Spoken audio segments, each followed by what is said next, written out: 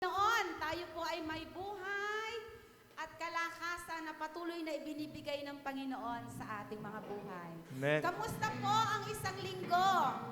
No, kamusta?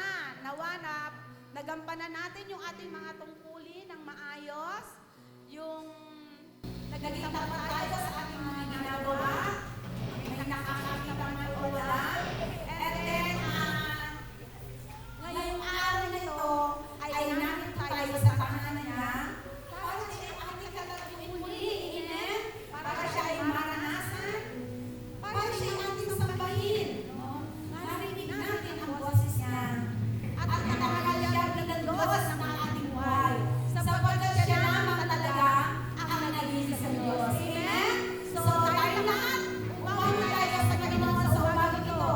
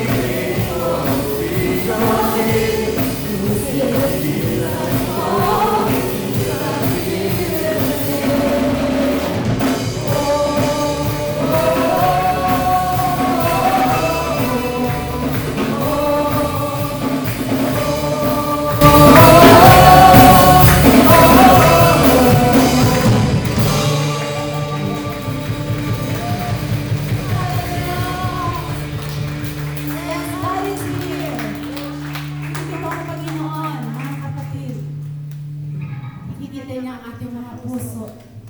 Nakikita niya yung ating pagsamba. Hallelujah.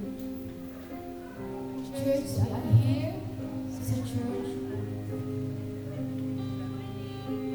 para siya isabahin, pasalamatan. Kaya na natin i-handle yung mga sitwasyon. Nagaguro na tayo dyan. Kung meron mga problema,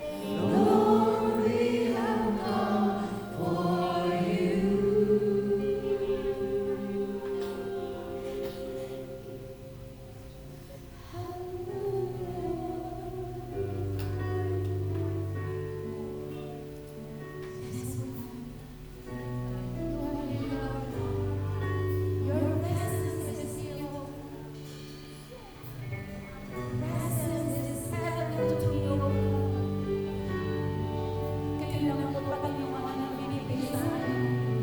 Karanasan, napakaganda, napakasarap Panginoon, ay hindi namin kaya ipaliwanag. Thank you, Lord God. Oh, hallelujah.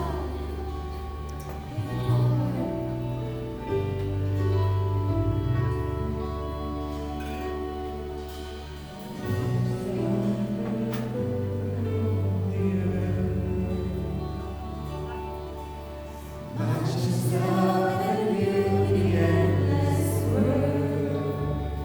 Nothing in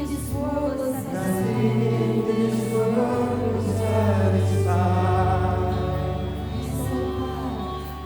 Jesus, you're the God that won't run dry.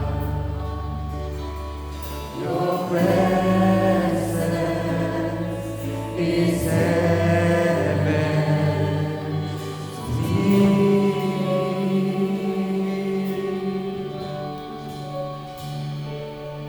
Your presence is heaven to me.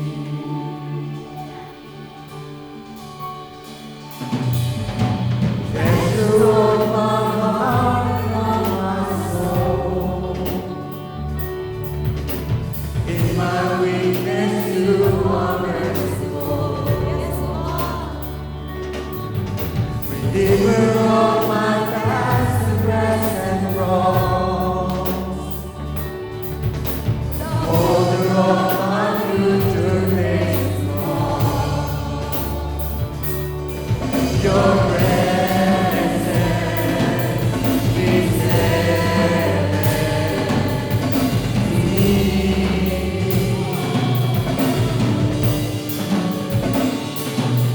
Your presence is heaven.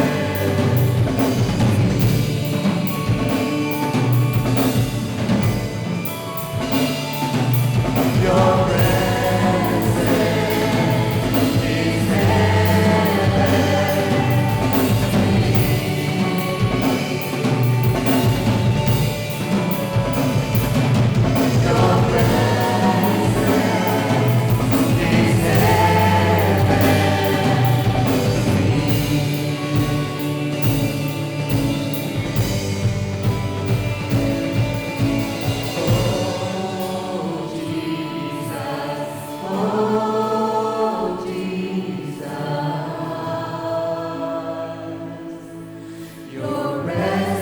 is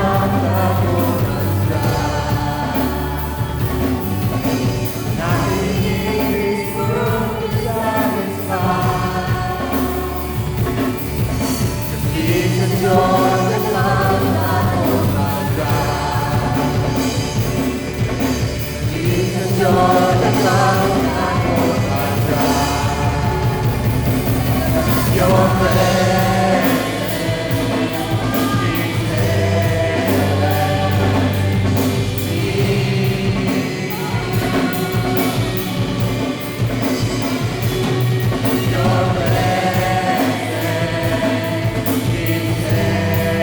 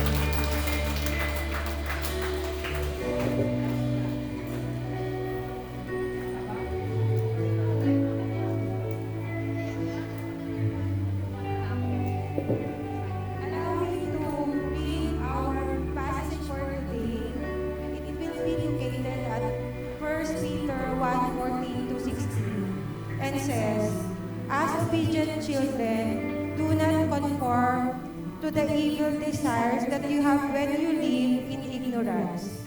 But just as He who called you is holy, so be holy in all you do. For it is written, be holy because I am holy. Today, let's welcome our speaker, our Pastor, Levi Mendoza.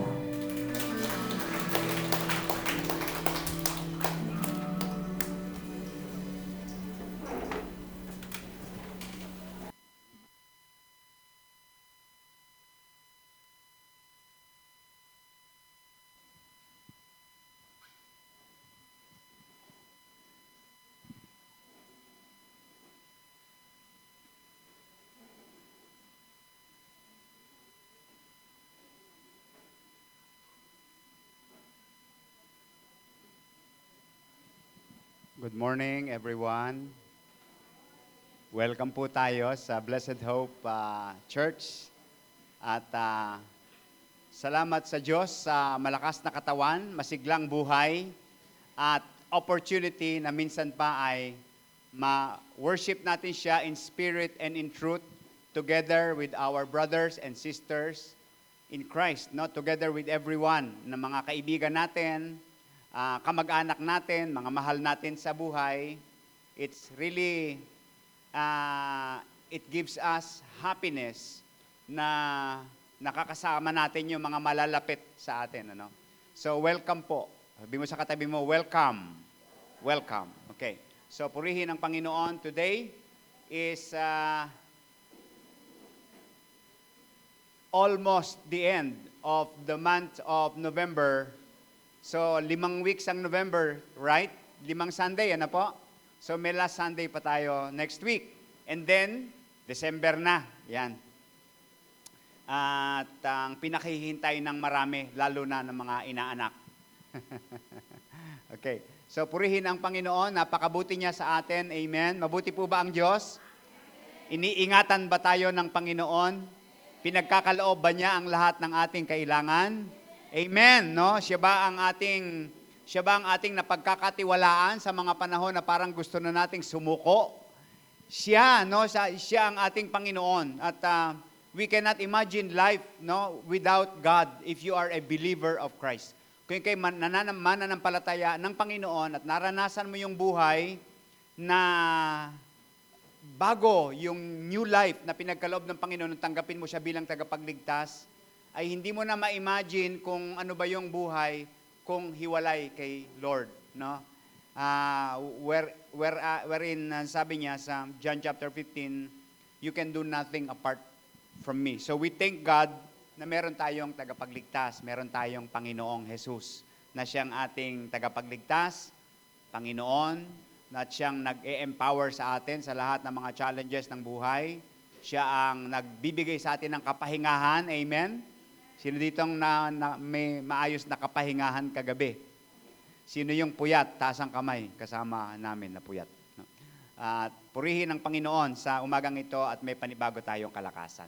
So, pwede bang kamayan mo yung mga katabi mo sa likod, sa harap, mga 5 kaibigan, ka-seatmate, na sabi mo, welcome, welcome. At tayo ay makinig ng salita ng Diyos and let God speak to us today. No? Mabuti siya sa atin. Purihin ang Panginoon. So, binasa na po yung ating text kanina. It's taken from 1 Peter, kung saan mayroong pag hindi mungkahi, kundi ito ay isang strong command, no, sa atin na wag na tayong umayon sa masasamang nasain ng ating na meron tayo noong tayo ay wala pa sa Panginoon. Okay? Wala pa sa Panginoon, sapagkat yung Diyos na tumawag sa iyo ay banal, sabi niya, dapat ikaw din ay maging banal. Sapagkat sabi ng Diyos, He is holy, so tayong mga mananampalataya, dapat tayo ay banal din, holy din. Nais kong i-relate ang mensahe na ito sa paraan na parang hindi attractive, no, sa bawat sa iba, kasi pag pinag-usapan yung salitang banal, kadalasan ang nararamdaman ng tao, bagay ba sa akin yon? Parang hindi yata yon para sa akin. So mauupo na lang ako dito at iintayin ko na lang matapos at hindi naman ito para sa akin eh. Pero I want everyone to listen very carefully that this strong command is not just for few people and chosen people. Ito po ay para sa lahat ng sumasampalataya sa Panginoong Hesus. Ito ay para sa lahat ng nakaunawa na tayo ay mahal ng Diyos. Mahal ka ba ng Diyos? Alam mo ba na mahal ka ni Lord? No? So, yon.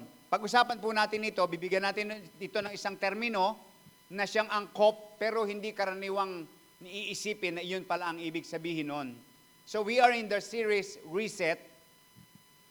Again po, no, pag sinabing reset, ibig sabihin ay ibabalik sa dati. No? Again, and set, ayusin. Ayusin again. No? Ibalik sa tamang posisyon, ibalik sa tamang pwesto, ibalik sa tamang kondisyon. No? Yun yung ibig sabihin ng reset. No? Yung reset button. Kapag pinindot mo yan, yung lahat ng setting na binago mo, mawawala, pupunta sa original setting nito. Yon. Yung kapag nakabili kayo ng gadget, yun yung original setting nun. Nagbabago-bago na lang yun kasi binago mo na. Kapag nagka-problema na, naging komplikado na, nagmamalfunction na, isa sa mga solusyon, reset. Sabihin mo nga, reset. Yan. So, now, ano ang ibig sabihin nito sa ating mensahe ngayon? At why did we make it as a series? Upang maintindihan natin that that God always wants His plan A to us. Kung i-relate po natin ito sa ating buhay, ay nais ng Diyos na yung kanyang original plan sa atin, yun pa rin yung mangyari.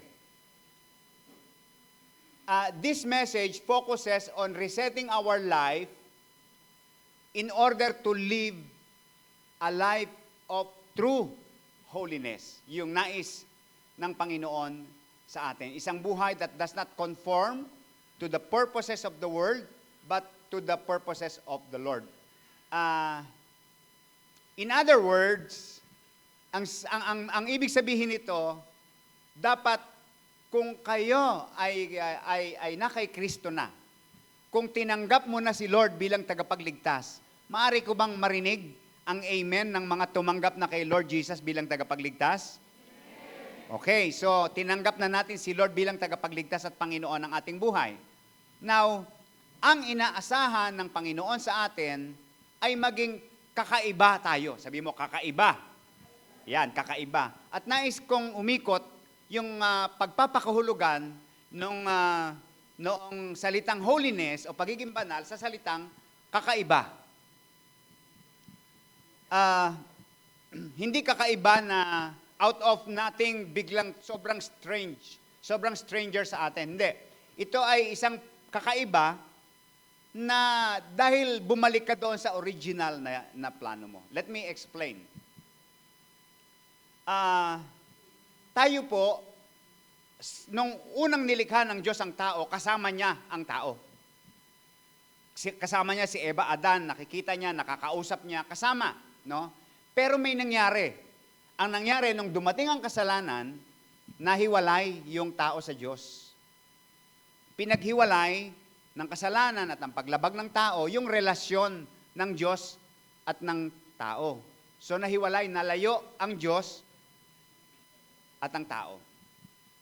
At ang kasalanan na ito ay lumaganap, so lumaganap sa maraming mga tao yung kasalanan. Ang sabi ng Biblia, sabi ni Lord kay Adan at kay Eva, kapag kayo ay lumabag sa aking ipinag-utos sa inyo, kayo ay mamamatay. And ito ay pinalawak in the Bible na ang ibig sabihin pala nung pagkamatay na yon ay walang hanggang pagkawalay sa Diyos. Meaning, wala nang tsansa ang isang tao na makapiling pa ang Diyos. So, nabago yung original. Ang original setting, kasama ng Diyos ang tao, pero dahil may nangyaring mga komplikasyon, mga paglabag, mga pagsuway, may mga hindi tamang pagpindot ng mga dapat pindutin, may mga yung setting sobrang nabago. No, yung ikakasira ng gadget ay, ayun, no? Pindot ng mga link, pindot ng mga kung ano-anong mga scam. Ayun, ang nangyari, nahack tuloy yung Facebook account mo. Nahack tuloy yung messenger mo. At maya-maya, nangungutang na at nanghihingi na ng pera sa'yo. So, i-reset mo. No? Something like that. Naging, magulo na yung buhay ng tao. And the biggest problem of man is that wala na siyang chance to makabalik sa Panginoon. So, ginawa ni Lord, nagbigay siya ng kautusan. Sundin niyo yung mga utos, the Ten Commandments, and on top of the Ten Commandments, there are hundreds of commandments na dapat sinusunod ng tao. Pero, hindi pa rin na-reset yung tao. Hindi na numbalik yung relasyon ng Diyos at ng tao.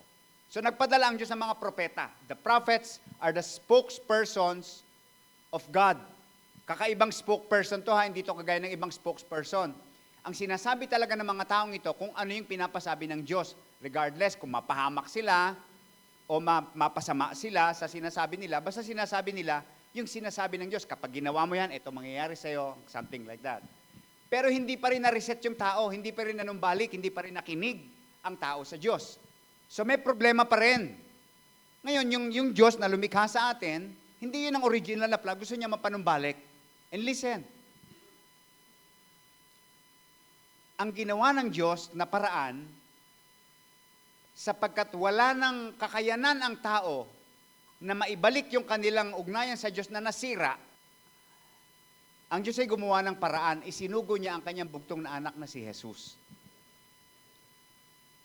So, sinugo niya yung kanyang anak para ma-solve ang problema na hindi natin kayang isolve sa ating sarili at walang kakayanan. Throughout the years na dumaan, walang ni isa. Sabi ng Bible, walang matuwid kahit isa. So, dumating ang Panginoon, sinolve niya yung problema. He died on the cross to pay for the penalty of our sins. Namatay siya para sa ating mga kasalanan. And what is the condition? The condition is that sino man ang mananampalataya sa Kanya. Sino man yung mananalig sa Kanya, sabi ng Bible, siya ay patatawarin sa lahat ng kasalanan niya. Lahat ng kasalanan niya mawawala na. Lahat ng dahilan para hindi siya makapiling ng Panginoon, mawawala na. Siya ay magiging bago. Marireset yung kanyang status sa Diyos. Nakuha niyo po? Marireset. Ibig sabihin, makakapiling siya ng Diyos, magpawalang hanggan. Lahat ng sumampalataya. Kaya tinanong ko sa inyo kanina, sino sa inyo ang tumanggap kay Lord bilang tagapagligtas? And if your answer is from your heart and you know what your answer is, hindi ka sumasabay lang, alam mo na isang araw ginawa mo ito, na nagpasya ka, na tanggapin si Jesus bilang tagapagligtas mo, pinagsisihan mo yung kasalanan mo, sinuko mo yung buhay mo sa Kanya, pinagkatiwala mo yung future mo sa Lord. At ikaw ngayon ay nakaset para sumunod sa Kanyang kalooban. And one of the things that you do is you go to church, which you do not do before. And that's one of the good signs na ikaw ay pumupunta sa simbahan, nakikinig ng salita ng Diyos, may kasabikan ka sa salita ng Diyos, isa yan na palatandaan na nangyayari sa iyong reset. Okay, so nakuha nyo na po. Nakuha na natin, no? Ibig sabihin ng reset. So this is the point. Now, ngayon, why reset? Reset because sa mata po ng mundo, ang mga bagay na dapat ay normal ay naging kakaiba. Halimbawa, yung mga lalaking nanloloko ng asawa, normal o hindi? Ano sabi ng mundo? Normal lang yan. Yung mga nambababae, normal lang yan. Tama po? Normal. So, yun ang normal. Kaya kapag nakakita ka ng isang lalaking faithful sa asawa, kakaiba yan. Nakuha po ninyo? Yung nakapulot ng wallet, nakaiwan ng wallet, napulot sinole, normal o kakaiba? Pero dapat normal yon. Naintindihan po ninyo? So, yung mga batang pasaway, normal o kakaiba? Nakita nyo? Di po. Mga kapatid, hindi normal yan. Pero naging normal. You get the point, no? So, sa mata ng mundo, kahit tayo mga Kristiyano, tayo ay nagkakaroon na rin ng ganitong kaisipan ng mga bagay na nakikita natin normal. Nagmumura. Normal. Hindi po ba nagiging normal na ang lahat ng bagay? Yung mga, yung sex before marriage. Normal. Kaya kapag meron kayo nabalitaan na, wow, kinasal. Naghintay. Kakaiba siya. Pero dapat, yun ang normal. You get the point? So, ganun na po yung kalagayan ng mundo ngayon. Yung nagsisimba tuwing linggo, hindi pala. Yung nagsisimba tuwing linggo, normal o kakaiba? Kakaiba. Sabi mo sa katabi mo, kakaiba ka, pre.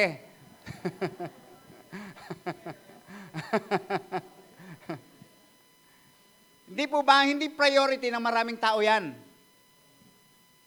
Ang priority ng maraming nagtatrabaho, Monday to Saturday, magpahinga kapag linggo. At yung paraan ng pagpapahinga nila, hindi yung pagpapahinga sa Panginoon, but only a little percent of the people in the world define rest doon sa pagpunta sa church and, refreshing my soul with God. So, hindi normal yan. Kaya katabi mo, mapalad ka, ang katabi mong tao ngayon ay isang kakaibang nilalang.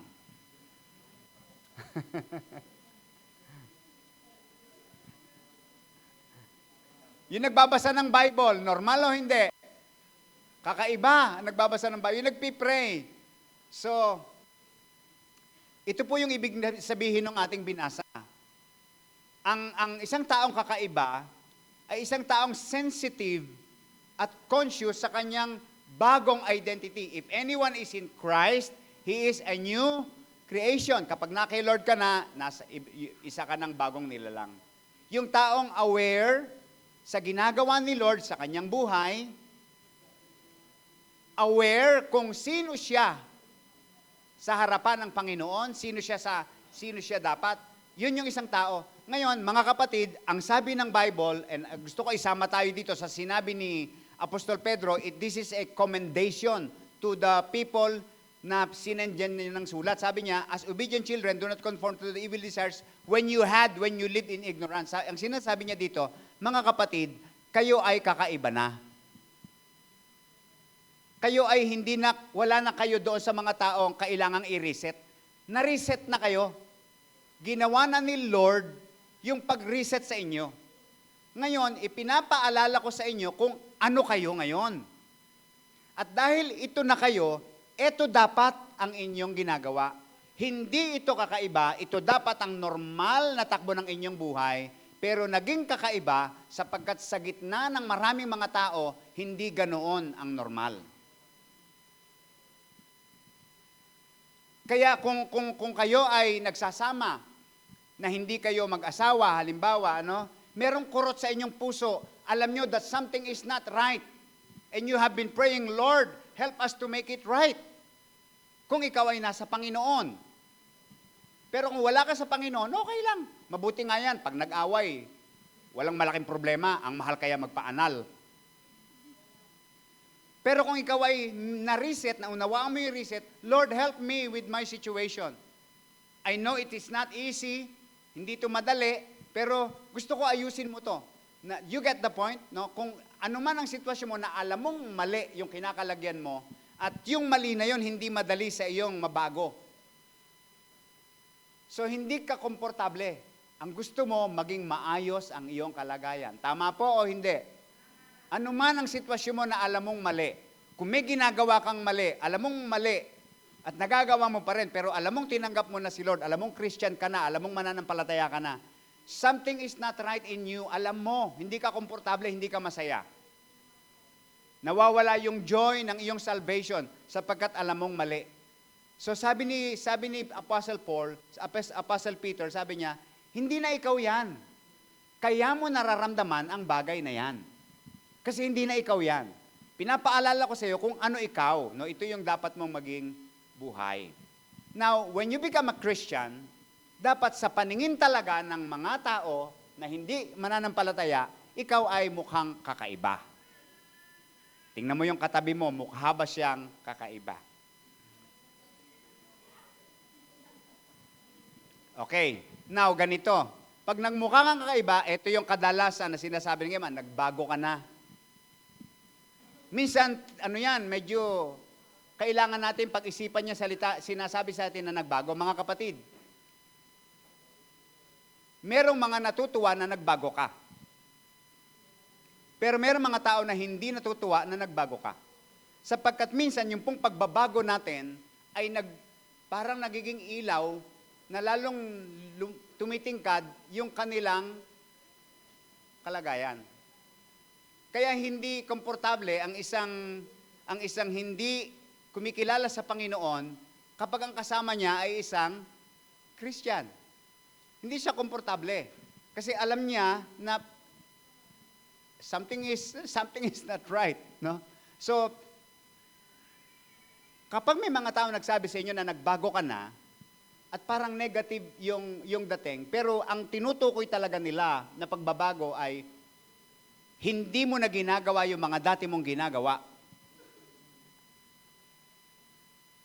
Hindi mo dapat ikalungkot yon, hindi mo dapat ikasama ng loob yung bagay na yon, at hindi ka dapat mag-conform sa gusto nila mangyari. Minsan ito ang nakapagtataka. Ito yung magandang malinawan natin, no? Ito yung masakit sa kalooban namin, no, na mga mangangaral, na dapat yung usapin ng religion ay hindi naghihiwalay sa mga tao. Kasi pag sinabing religion, may kinalaman sa Diyos. Bakit nagiging nagiging sanhi tuloy na paghihiwalay ng mga tao? But when Jesus came, He did not bring religion. Inayos niya yung ating buhay. Inayos niya yung ating buhay, at nung maayos ang ating buhay, dahil ikaw ay nagkaroon ng kaugnayan sa Panginoon, ang tingin talaga ng ibang tao doon, nagbago ka ng religion. The truth is not. Nung pinanganak ka, wala kang religion. Yung original mo, wala kang religion. Nakuha niyo yung point? Hindi, wala kang religion. Somewhere along the way, may mga tao nagpasya sa iyo na ito religion mo, or ikaw ang nagpasya sa sarili mo na itong religion mo. Pero when you were born, when you were created, when Jesus created man and woman, wala pong usapan ng ganong bagay. I want you to get the point na ang usapin tungkol sa Diyos ay hindi usapin para paghiwalayin kung sino ang tama at maling relihiyon. That out of those people in so many religions where they belong, ang Panginoon ay namatay para sa kanilang lahat, para ayusin ang kanilang buhay. And what Jesus developed,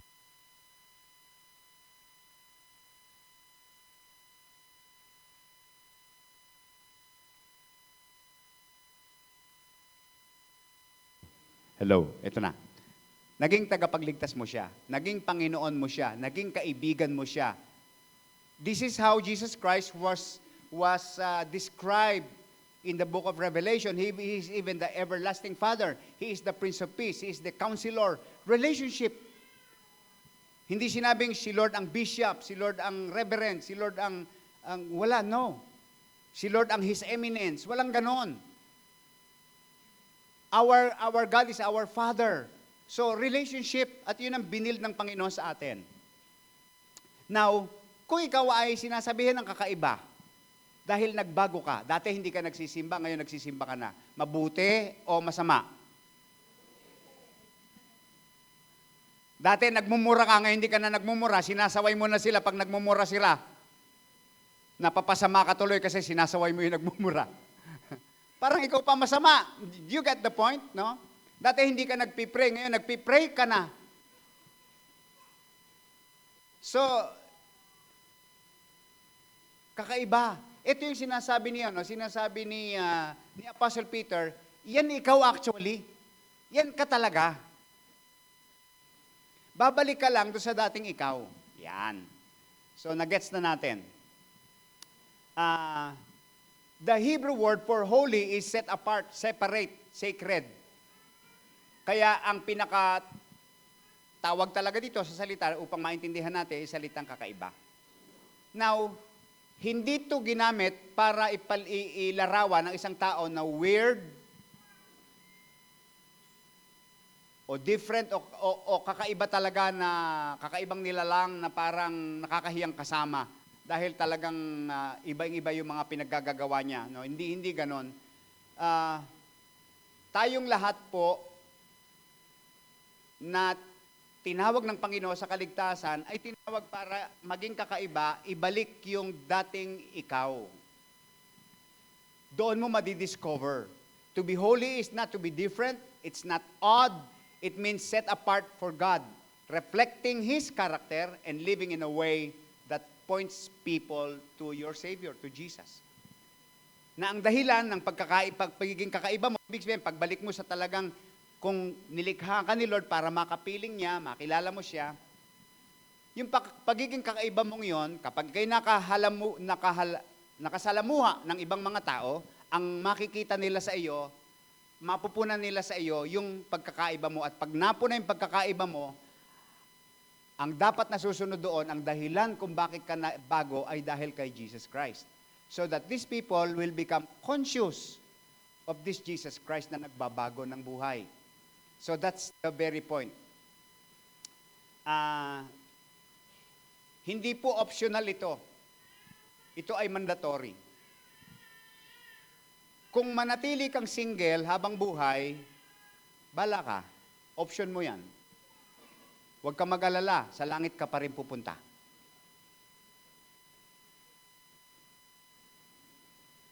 Kung gusto mong magpayaman, o manatiling simple lang ang iyong buhay, choice mo yan.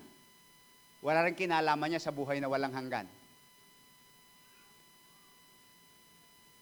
Kung ano yung diet na gusto mo sa katawan mo, ang mangyayari lang naman yan, paiikliin o pahahabain mo yung buhay mo, pero mamatay din naman tayo. Bahala ka sa buhay mo. So, ikaw bahala. Option mo yan. No worries. You choose. Pero, pagdating sa pamumuhay ng kakaiba o may kabanalan at hindi kabanalan, hindi yan nilalarawan sa atin ng Bible bilang option. This is a strong command. Ipamuhay mo kung sino ka. Kung sino ka kay Lord. So, evaluate your life. That's the title of our message. Let's evaluate our lives. At tingnan natin to sa sinulat ni Peter kung anong ibig sabihin nito sa pagiging kakaiba. At magmula tayo doon sa pinakapundasyon ng ating buhay, sa ating paraan ng pagkatuto, sa ating paraan ng pamumuhay, at sa paraan kung paano tayo nagmamahal. Unahin natin, no? Reset your way of learning. Everybody say, learning. So, bilang isang kakaibang nilalang, dapat kakaiba ka ring mag-isip. Okay? Sabi ng 1 Peter 1 verse 13, kaya nga, ihanda ninyo ang inyong mga isipan para sa dapat ninyong gawin. Holiness starts in the mind. Kaya sabi ni Peter, prepare your minds. Ang tanong, kumusta ang setting ng ating isipan? Yung utak ba natin, kailangan bang i-reset? So sa 1 Peter, pinaliwanag niya kung gaano kadakila ang kaligtasang tinanggap ng mga mananampalataya. Yung sinabi ko sa inyo kanina, no? Yung buhay na pag-asa, isang mana na hindi mawawala. Dahil dito, kahit may pagsubok, may pagdurusa, may dahilan ng mga mananampalataya para magalak. Sa verse 13, ito yung unang utos sa buong sulat.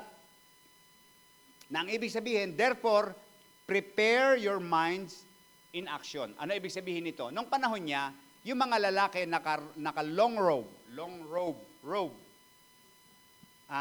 Parang yung sinusuot mo kapag ikaw ay nasa hotel na may provided silang robe, no, parang ganon, no, pag maliligo.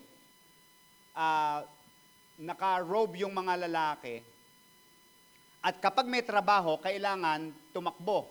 So hinihila nila pataas yung laylayan ng robe nila at tinatali sa belt para makagalaw ng malaya. Nilililis, tinatali sa belt. So, sa atin naman ngayon, ang ginagamit na idiom is roll up your sleeves, no, kapag may trabaho. Ibig sabihin, ihanda mo yung sarili mo, at ang unang step, ayon kay Peter, ayusin mo muna, una sa lahat, yung isipan mo. Ang kabanalan o ang pagiging kakaiba ay hindi nangyayari by accident. It requires intentional preparation and effort. No, kaya ang napaka-importante po ng talaga ng kung papaano tayo mag-isip. Kapag ang isang tao ay hindi ini-evaluate yung paraan kung papaano siya mag-isip, at nakasama mo na matagal ang taong yan, na ganyan siya mag-isip, basang-basa mo na siya. Hindi basang-basa, basa. You can read his mind. Yung mga taong hindi progressive ang utak, yung kung ano yung sa isip niya, yun na lang. Alam niyo po ba na dapat habang tayo ay nagkakaedad at nagmamature, dapat nagbabago rin ang ating pananaw sa buhay. Sapagkat ang mga pananaw natin sa buhay, hindi po Bible yan. Yung mga prinsipyo natin sa buhay, hindi verse sa Bible yan, na hindi dapat nagbabago. Tanda ng ating pag-grow, dapat nagbabago rin ang ating pananaw sa buhay. Nagbabago din ang paraan kung papaano tayo mag-isip. Sabi ni Pablo, nung ako ay bata pa, para akong bata. No? Pero nung ako ay tumanda na, hindi na ako kagaya ng isang bata kung ako ay mag-isip. Importante po yon. Evaluate your life. So this time, the first thing we need to evaluate is the way we think. Kumusta ba ang takbo ng utak natin? May progreso ba? Yung takbo ng utak natin, paano ba? Papunta ba sa isang progresibong direksyon? O paikot-ikot na lang? Yun na lang. Let's evaluate our minds, the way we think, sabi ni Pablo. Get ready for action. So, sabi ng mga behavioral experts, garbage in, garbage out. One major thing that will help us evaluate and change the way we think is what we allow to enter our minds. Kung ano ang pinapakinggan mo, kung anong binabasa mo, yung mga taong nakakausap mo, yung mga anything na nag-feed sa isip mo, yan ang major contributor kung papaano ka mag-isip. Kung puro basura ang pumapasok sa utak mo, natural. So ito ang sabi sa Proverbs, for as he thinks within himself, so he is.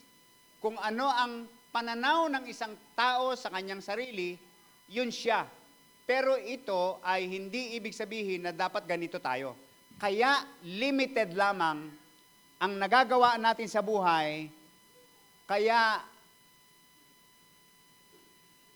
hanggang dyan ka lang, hindi dahil hanggang dyan ka lang, kundi tinanggap mo sa utak mo na hanggang dyan ka lang.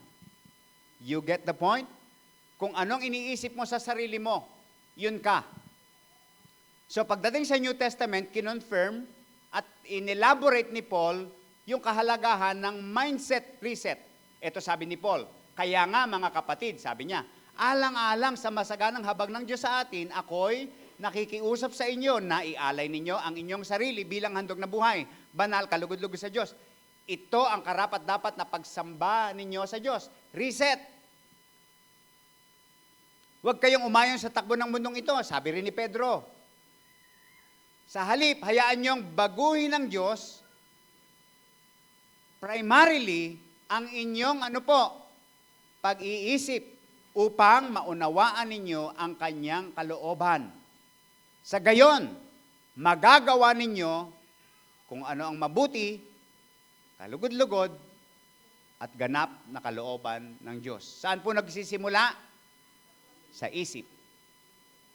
Nagsisimula sa utak. So kung ano ang pinapasok mo sa utak mo, yun yung level ng prinsipyo at pagkatao mo. Sabi ni Paul, magbago na kayo ng pag-iisip. Hindi ikaw yan. Sabi mo sa katabi mo, hindi ikaw yan. Meron pa. Meron pa. Sabi ng mundo, go with the flow. Sabi ng Bible, renew your mind. Sabi ng mundo, follow the crowd. Sabi ng Bible, follow Jesus. Sabi ng mundo, blend. Sabi ng Bible, stand out. Sabi ng mundo, maging kagaya ng iba. Sabi ng Bible, maging kakaiba ka. Reset your way of thinking. Number 2, reset your way of living. Kapag iba ka mag-isip, the next thing that happens, syempre, iba rin ang magiging produkto ng iniisip mo sa gawa mo. Ang susunod, magiging kakaiba ang iyong pamumuhay. Kapag tama mag-isip, tama ang buhay. Right thinking leads to right living. On the opposite, wrong thinking leads to wrong living. So, kung gusto mong umunlad ang iyong buhay o pagkatao, paligiran mo ang mga tao, ang sarili mo ng mga tao na kung mag-isip, tama ang kanilang iniisip. Tama ang takbo ng isip. Kung ikaw ay mag-aanyaya ng mga taong i-impluwensya sa iyo, piliin mo yung mga taong ang magiging impluwensya sa iyo, makatutulong, makadaragdag para sa paglago ng iyong pagkatao. So, importante po ang bagay na ito. Kapag ang way of thinking mo ay kakaiba, ang way of living mo, kakaiba rin.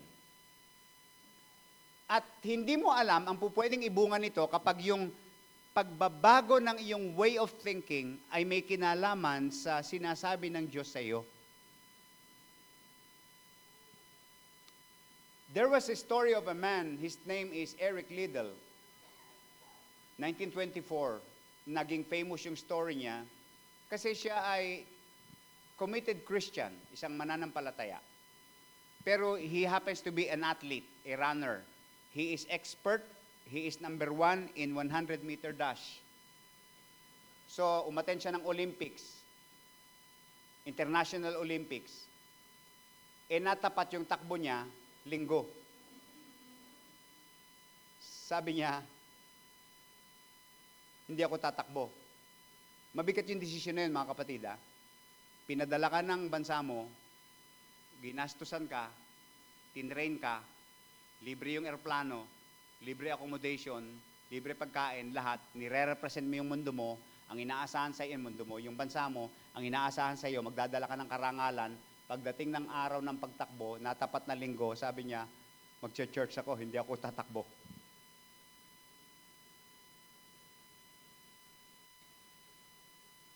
Kakaiba.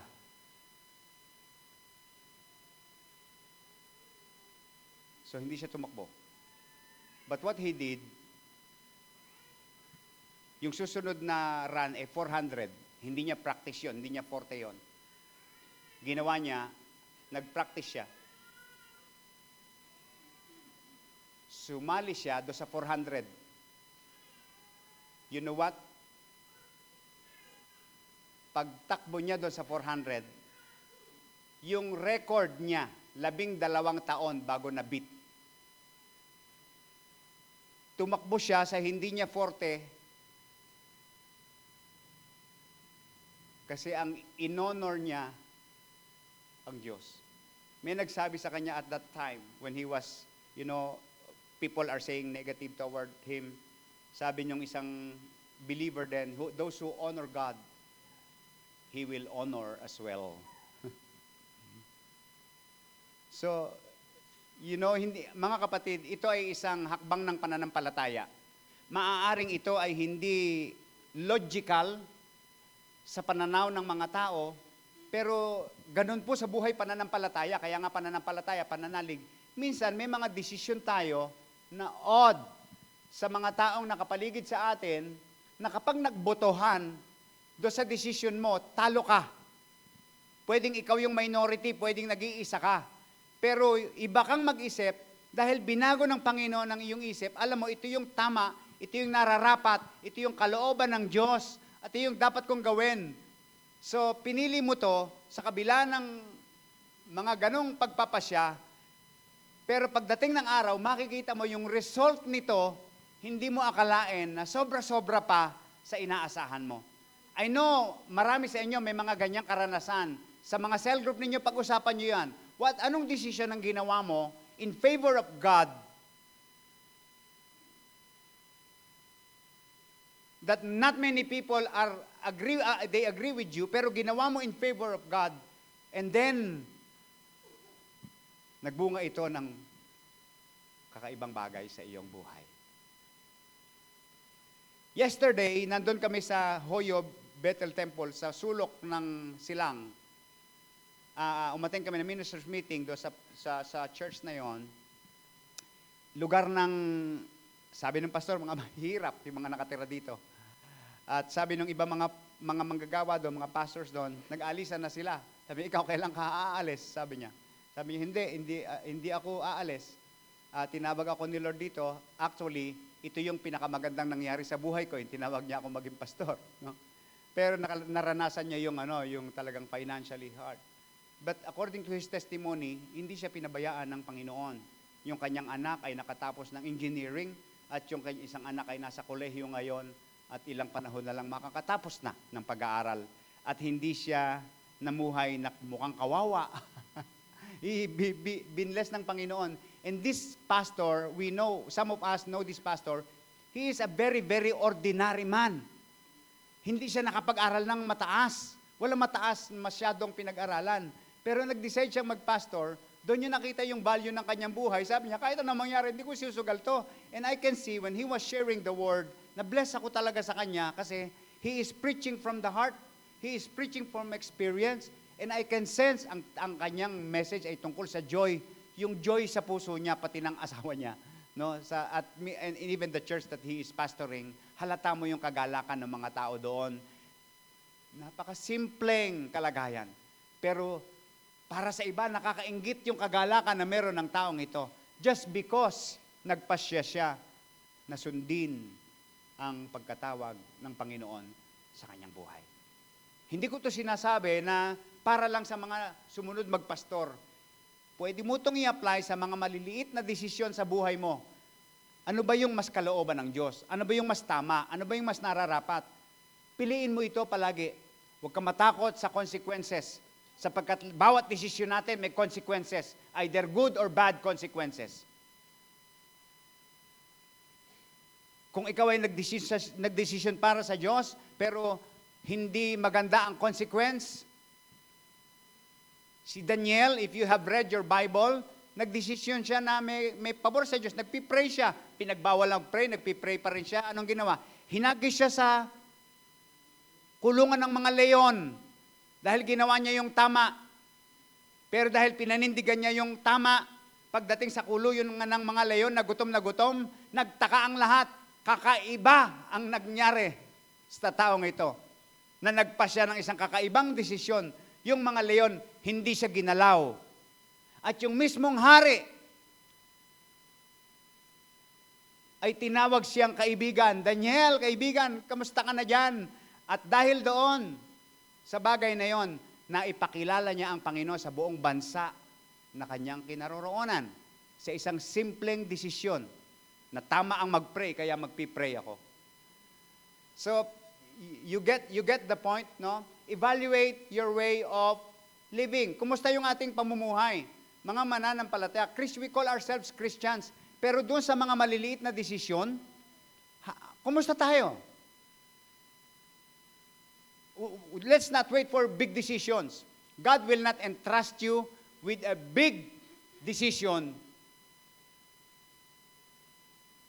if you cannot be entrusted with small decisions as Christians. Ang mga taong nagkamap sa pagpapasya ng malalaking desisyon na ito ay bunga ng mga maliliit na pagpapasya nila na alam nila na sila ay kakaiba. Alam na nila na sila ay set apart. Alam nila na bagaman sila ay nasa mundo, hindi na sila dapat sumang-ayon sa takbo ng mundong ito. Dapat ang kanilang buhay ay ipinapamuhay na nila ayon sa kalooban ng nagligtas sa kanila. Hindi para pumunta sila sa langit, kundi alam kasi nila na nung tanggapin nila si Lord, sa langit na ang diretsyon nila. At dahil sa langit na sila pupunta, kailangan ng behavior nila ay bagay doon sa kanilang kalagayan. So I wonder, baka kaya pinagdududahan natin yung ating kaligtasan o kaya ang buhay natin ay hindi masyadong kakaiba, hindi ma-identify, hindi ma-distinguish kung ikaw ay Christian o hindi, baka may problema ka doon sa bagay na yon. Hindi, sinasabi mo lang na tinanggap mo si Lord, pero hindi mo naman pala ito talaga pinapamuhay. So, reset your way of living. Number 3, una, ano po? Reset your way of, and number 3, reset your way of loving. Sabi mo, loving. Taas ang kamay ng mga nagmamahal. Taas ang kamay ng mga minamahal. Huwag naman yun, pastor. Hindi lahat may minamahal. Sana all. Taas ang kamay ng mga minamahal. Sana all. Okay, so reset your way of loving.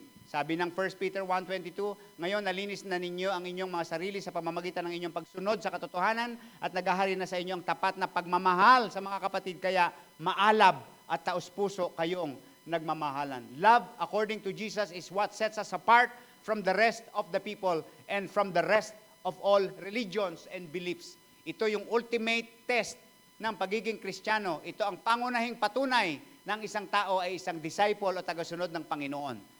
Sa ating passage, dinescribe ni Peter ang love na ito. Sincere love, genuine, authentic, walang halong ibang agenda, talagang pagmamahal lamang. Ito yung pangako ng lalaki sa babae pag kinasal sila. Isang pagmamahal na walang ibang agenda, kundi mamahalin lang sa hirap o ginhawa, sa karamdaman at kalusugan. Saan pa? May pera at walang pera.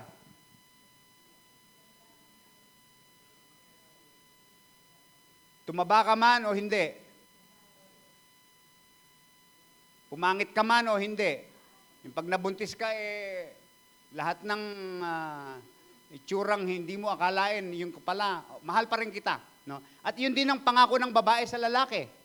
Yung pagmamahal na pagtanggap sa iyong nakaraan, sa kung sino ka ngayon at kung sino ka magiging. No? So, ito yung pagmamahal na walang ibang agenda kundi magmahal. Deep love, intense love, with all our strength. Hindi lang ito base sa nararamdaman. Isang firm decision to love. Pure love, no? Isang malinis na pag-ibig. John chapter 13 verse 35, by this all people will know that you are my disciples if you have loved one another. Mga kapatid, sino sa inyo ang mayroong pag-ibig sa kanilang puso pa? Na nananatili, nananahan at alam niyang siya ay nagmamahal. Minsan po ay nahihirapan nating madamayan, lalo na kapag parang hindi tayo nakakaramdam na tayo ay minamahal. But let me tell you, mga kapatid, you don't wait for people to love you before you love them in return. God first loved us.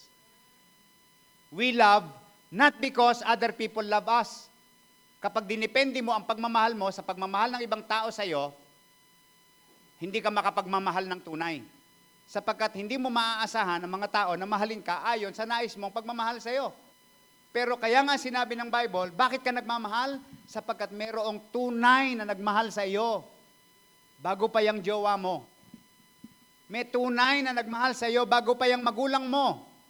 May tunay na nagmahal sa iyo bago pa yung kaibigan mo. At yan ay walang iba kundi ang ating Panginoong Hesus lamang. We love because He first loved us. By this, people will know that you are my disciples if you have loved one another. Let me illustrate this love.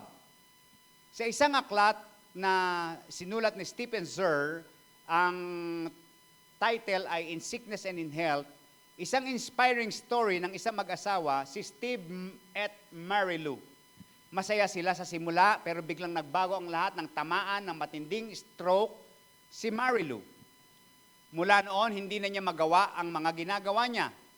Nahirapan na siya magsalita, hindi na siya makagalaw ng maayos, at kailangan niya ng alaga palagi.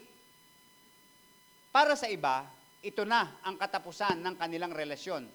Pero kay Steve, ito ang pagkakataon para ipakita kung ano ang tunay na pagmamahal. Araw-araw, matyaga niyang pinapakain si Mary Lou.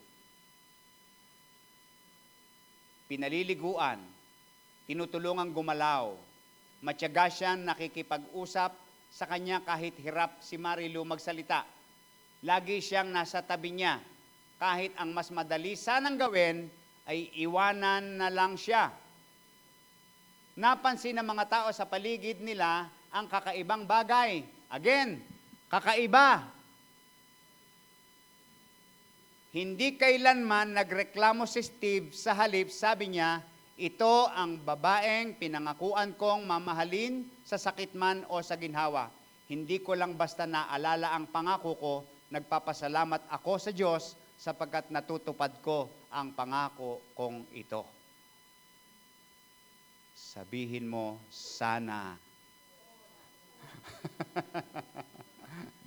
Ang kanyang pag-ibig ay hindi nakabatay sa kaginhawahan ng damdamin, ito ay nakaugat sa pangako. Sa mundong ito na marami nagmamahal lamang kapag may pakinabang, pinakita ni Steve ang kakaibang uri ng pag-ibig. Nagsasakripisyo gaya ni Kristo.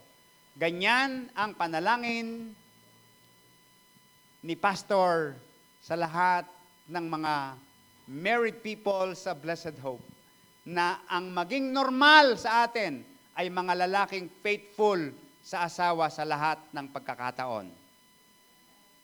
Bakit mahina yung amen? Dapat yun ang normal. Hindi ganyan ang way of thinking ng mundo, sapagkat ang normal sa mundo, mas marami ang hindi tapat kesa tapat. Mas makikita ang ating pagkakaiba kung ang pagmamahal na pinapangaral natin ay naipapakita natin sa ating mismong mga sariling bakuran. Kapag nagmahalan tayo ng sincere, deep, pure, and the world will believe na sumasa atin ang Diyos, wala nang iba na pinakamatibay na ebidensya, kundi ang pagmamahalan. Let's conclude the message. And let me say these words. Hindi mo ito kaya. Huwag ka nang mag-ambisyon na maging kakaiba. Kung ano ka, yun ka na. Kaya, sumabay ka na lang sa agos. Kapag ginusto mong maging kakaiba, mahihirapan ka. Pero kung susunod ka lang sa agos, marami kang kasama. Marami ang nabibiktima ng ganitong makamundong prinsipyo kahit sa usapin ng pananampalataya. Pero alam nating hindi ganito ang kondisyon ng puso ni Lord at ang nais ni Lord para sa atin. Ang nais ni Lord, maging kakaiba ka. Sabi mo sa katabi mo, maging kakaiba. Recently ay nabalitaan natin, marahil marami sa inyo, no? It's in social media about this man whose name is Charlie Kirk. Napanood natin, nabasa natin ang buhay niya, ang kanyang commitment, ang kanyang boldness, which is a reflection of His holiness. He is a faithful husband. He is a loving father. Ipinamumuhay niya sa kanyang sariling bakuran yung kanyang ipinangangaral. Hindi niya gustong maalala dahil sa politika, hindi yun ang kanyang legacy. Hindi sa galing sa debate o sa pagiging popular. Ang sabi niya ay simple pero makapangyarihan. Sabi niya, I want to be remembered for courage for my faith. Sa harap ng mga estudyante, mga kritiko, buong tapang niyang ipinahayag, Christ is Lord. Sa bansa na ang mga tao ay malayang sabihin ang gusto nilang sabihin. Sa bansa na ang mga tao, ang dinidiyos ay ang kanilang sarili. At pine-persecute. At isang kakaiba, isang weird, kapag nagsabi ka ng tungkol kay Kristo, pinanindigan niya ito. Hindi siya natakot tumayo para kay Christ kahit na iba ang agos ng kultura ng mundong kanyang kinabibilangan. At doon makikita ang malaking pagkakaiba ng kanyang paninindigan. Hindi lang siya namuhay ayon sa uso, pinili niyang mabuhay na merong ibang klaseng tapang na nakaugat sa kanyang pananampalataya sa Panginoon. Bago namatay si Kirk, ito ang iniwan niyang alaala. Mga kataga sa mundo, ang tunay na halaga ng buhay ay hindi nasusukat sa tagumpay, sa palakpak o medalya, kundi sa katapatan kay Kristo hanggang sa huli. Evaluate your life. Tinawag tayo ni Lord para mamuhay na merong kakaibang paninindigan, isang buhay na may malinaw na kabanalan na nakikita sa atin mismong pamumuhay. Ang mundo ngayon ay desperado na naghahanap ng mga taong kakaiba. Whether we admit it, let's open our eyes. Hindi sila literal na nagsasabing, saan ba ako makakakita ng mga taong kakaiba na pwede kong maging inspirasyon? Pero ito ang pinapakita ng kanilang buhay.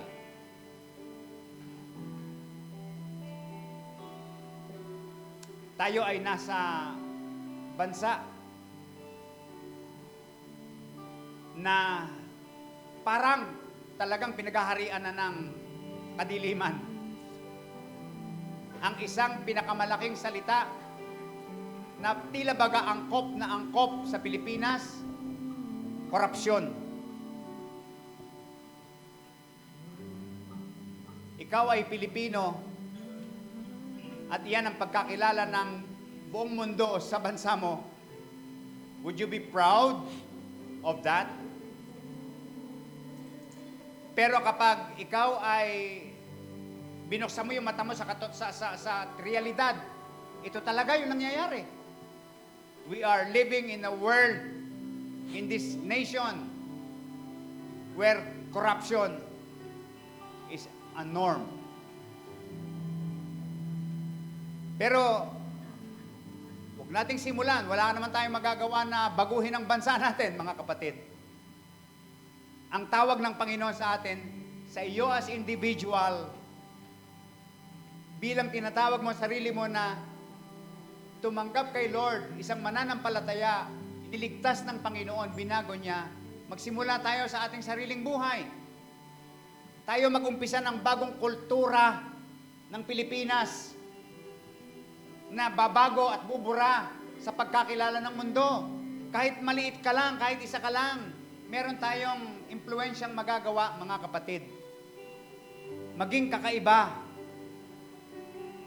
Kakaiba dahil alam mo ang iyong identity sa Panginoon. Alam mo ang dapat na normal na ginagawa ng isang anak ng Diyos. Mga Kristiyano na dadalhin ang kanilang pananampalataya sa opisina, sa eskwelahan, sa bahay, sa lugar kung saan siya naroroon. Mga Kristiyano na handang maging iba kahit ang kapalit nito ay rejection, kahit ang kapalit nito ay hindi ka kumita ng malaki, kahit ang kapalit nito minsan ay ang iyong buhay. Hindi mo kaya at tama ka sapagkat imposible yan sa sarili mo lamang. Kaya nga dumating si Lord, siya ang nag-reset ng puso natin. Siya ang tumawag sa atin na sumabay sa tunog ng tibok ng kanyang puso. Kaya huwag tayong matakot maging kakaiba. Paglabas mo dito, dapat kakaiba ka. Sa Lunes, Martes, hanggang Sabado, itanim mo sa isip mo kung ano ka, sino ka kay Kristo. At hayaan mong ito ang magdikta sa iyo kung ano ang behavior at pamumuhay na dapat mong gawin.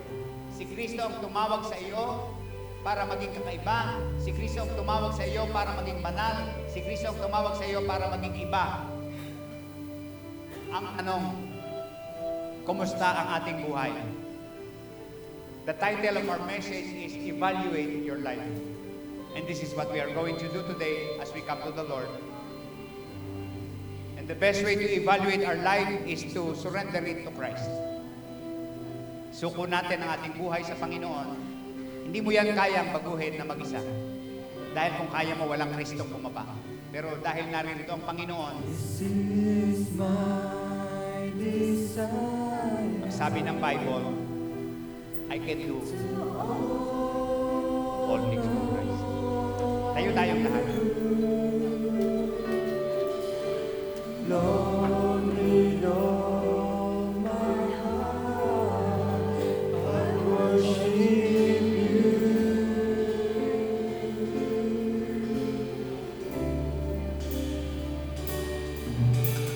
All I have within me, I give you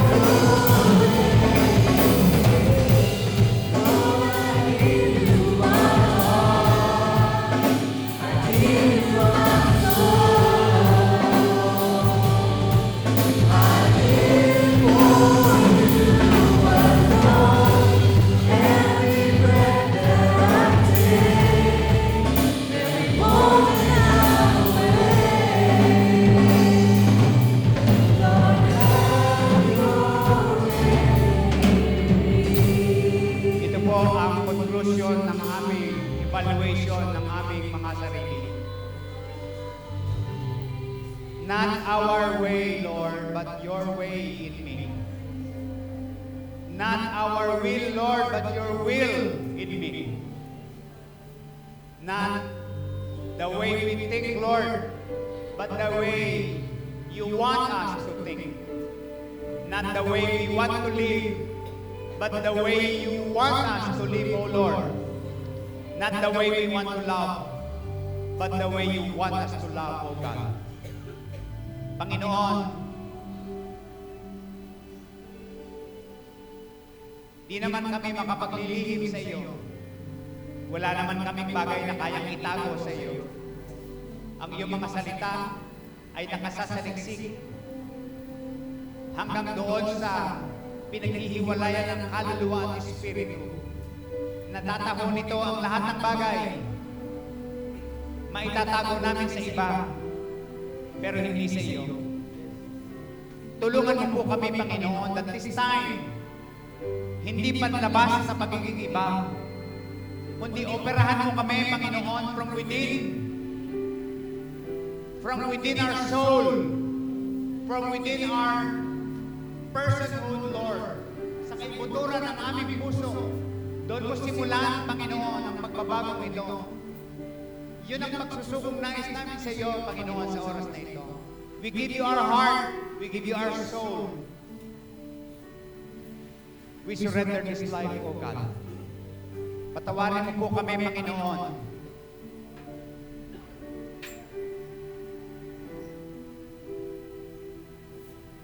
Sa paraan kung paano namin ginagamit ang isip namin.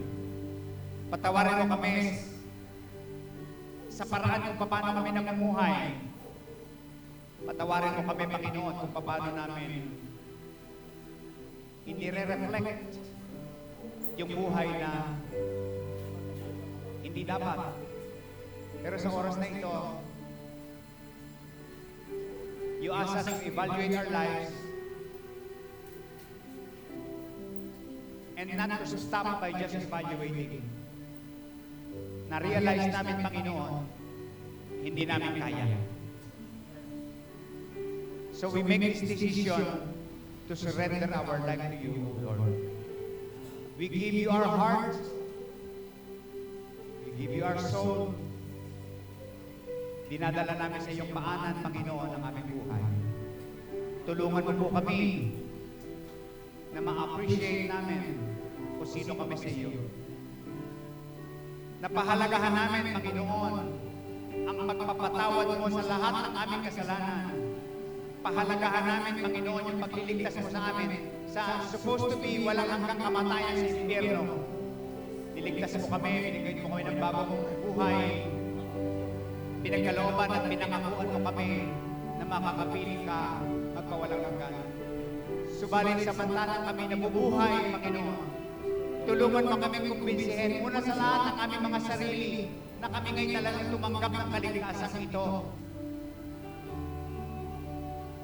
Tulungan mo kami mismo ay makumbinsi sa sarili namin na kabilang kami sa niligtas mo. Kabilang kami sa pinatawad mo. At dahil dito, ang buhay na ito na pinagkaloob mo, habang kami naririto sa lupa, ay magpapasya na mabubuhay para sa iyo, Panginoon. Mula sa aming mga maliliit na desisyon na ginagawa, gagawin namin kung ano ang ayon sa iyong kalooban. Sa mga responsibilidad na mayroon kami, gagampanan namin ito ng buong buti sa paraang makalulugod sa iyo, Panginoon. Sa mga pananagutan na meron kami, Panginoon, gagawin namin ang nararapat upang matugunan ang mga pananagutan ito. At sa aming pakikisalamuha sa aming kapwa, sa pakikipag-relate namin sa aming kapwa, mula sa loob ng aming tahanan at sa mga taong aming nakakasalamuha, tulungan mo kami, Panginoon, na makita namin sa aming sarili na kami ay kakaiba. Na makumbinsi namin ang aming mga sarili na kami talagang kakaiba. At ang pagbabago ito ay pagbabago hindi namin ginawa, kundi ikaw ang gumawa sa aming buhay. Dahil dito, Panginoon, tulungan mo kami na patuloy na mabigyan ka ng kaluwalhatian sa aming buhay. Hindi man namin mabago ang buong mundo, pero hindi na kami kabilang sa mga taong kailangan pang mabuhay, sapagkat binago mo na kami. At kami gawin ng instrument na makalikha din. At least, maging aware ang mga tao na ang Diyos na aming sinasamba at pinaglilingkuran ay tunay at totoo sa aming buhay. Gawin mo kami kagaya ng mga ilaw sa sanlibutan na magpapakilala sa iyo sa kanila. Lord, pinagpipray ko ang bawat isa na nag-struggle na habang kami ay nakikinig at pinag-iisipan namin ang aming buhay, we find ourselves guilty of something. We surrender them all to you, Lord. Sinusuko namin ang buhay namin dito sa iyo. Patawarin mo kami doon sa mga bagay na hindi tama, hindi nararapat. Salamat po sa pagpapaalala mo sa amin na hindi nga pala kami yun at hindi kami pala dapat mamuhay kagaya ng old way of living sapagkat kami ay Kristiyano. Kami may Kristo sa puso. Kami nagasunod ng Panginoon at si Lord ang aming pangunahin sa aming buhay. Tulungan mo po kami, Panginoon, sa mga pagpapasya na aming ginagawa at gagawin. The next time we make a decision, help us, Lord, to make a decision which conforms to your will, God. Kung sino kami kay Kristo at hindi na isang kabilang sa mundong ito. Tulungan mo kami sa aming mga plano sa buhay, na mga planong ito ay maging planong nakasangguni sa iyo at hinihiling ang iyong pangunguna dito. Tulungan mo kami sa mga bagay na presently ay kinakaharap namin ngayon. Sa mga suliranin na aming kinakaharap ngayon. Tulungan mo kami dito kami mag-umpisa na magawa namin ang mga tamang desisyon na na ang tamang mga pagpapasya.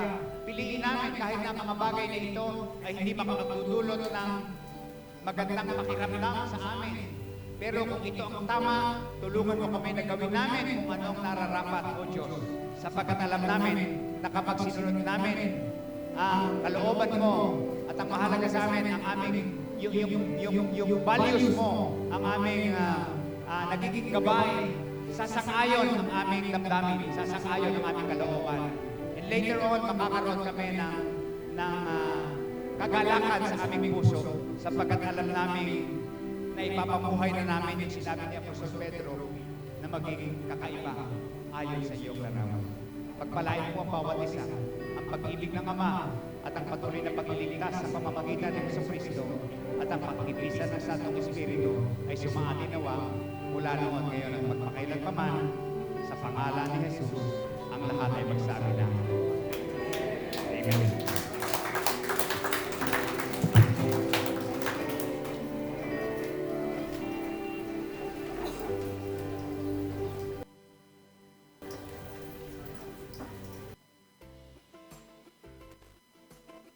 Ikumpara natin dito sa baso ng tubig ang ating pananalapi. Bawat isa sa atin ay makakaranas ng iba't ibang problema patungkol sa ating mga pinansyal. Ang iba sa atin ay nakakaranas na magipit at halos malunod na sa kaliwat ka ng utang. Ang iba naman ay sakto lang para makaraos sa araw-araw. At may iilan din na kahit papaano'y nakakapag-ipon kahit paunti-unti. Pero kadalasan ay hinahayaan nating diktahan ng ating pananalapi ang ating pagbibigay. Nakakapagbigay lang tayo ng ikapu kapag marami tayong sobrang pera. At di na nakakapagbigay kapag gipitan na. Ang aklat ng kawikaan ay nagbibigay sa atin ng matinding kaliwanagan patungkol sa ating pagbibigay. Sinasabi sa kawikaan 11:24 na ang taong mapagbigay ay lalong yumayaman, ngunit naghihirap ang tikom ng mga kamay. Madami sa atin ay nahihirapang maniwala sa kasulatang ito kapag nababasa natin ang salitang ito. Kasi naman, kapag kinimkim natin ang mga pera natin, edi may ibabayad pa tayo sa mga bayarin natin. Pero iba ang sinasabi sa Biblia. Kung tutuusin pa nga ay sinasabi sa kasulatan na kung tayo ay magbibigay ng may kasiyahan at walang pagdaramot at di kinikimkim ang ating pera, ay naroon ang pagpapalang ating makakamit. Sa pagkakaloob natin ay magkakaroon pa tayo ng marami. At kapag sinasarili natin ang ating salapi ay lalo tayong mawawalan. Nakakalito, pero kung tutuusin ay napakaganda ring isipin. Naniniwala ka ba sa mga pangakong ito?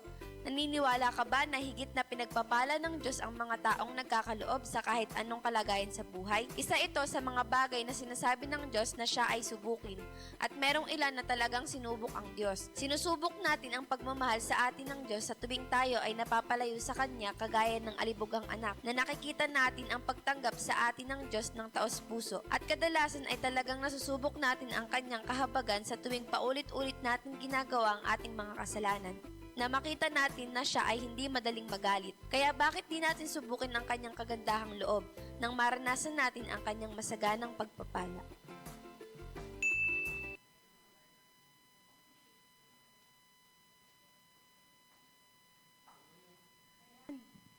Gusto ba nating maging kakaiba?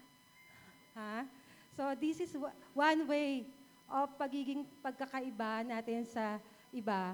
Kasi in giving, in tithing, and offering, God make us difference to others. Pinagpapala po tayo and let's open our hands for giving, especially for tithing, because sigat po ay maraming mga blessings na kakaiba para sa ating lahat. Maliit man o malaki, mas malaki po ang ibibigay ng Diyos kapag marunong po tayong magbigay at magkaloob. Kaya po hawakan natin ang ating mga tithes and offering. And before that, mag-pray po muna tayo. Panginoon, pinupuri ka namin at pinasasalamatan, Panginoon, sa lahat ng iyong ginawa, sa lahat ng iyong ginagawa, Panginoon. Sa aming mga finances, Panginoon, sa iyo po namin ino-offer ito. At lahat po ng pusong mapagbigay, Panginoon, lahat po ng naririto, ibigay mo, Panginoon, ang blessings na nagmumula sa iyo. Lahat ng pagpapala, Panginoon, lahat ng magaganda, Panginoon, na naghihintay, Panginoon, sa marunong magbigay, sa pusong marunong magbigay, masayang magbigay, Panginoon. Liglig at umaapaw, Panginoon, ang ibalik po sa kanila. Ganun din po sa aming church, Panginoon. Patuloy mong pasaganahin, papungahin, Panginoon, ang aming mga kayamanan. Ito man ay sa iba-ibang Panginoon ang aspeto, Panginoon. Ikaw ang magbigay ng pagpapala. This we ask in the name of our Jesus Christ. Amen. Sa pagbibigay po natin, daan po tayo sa gilid and then labas po tayo sa gitna. Happy giving!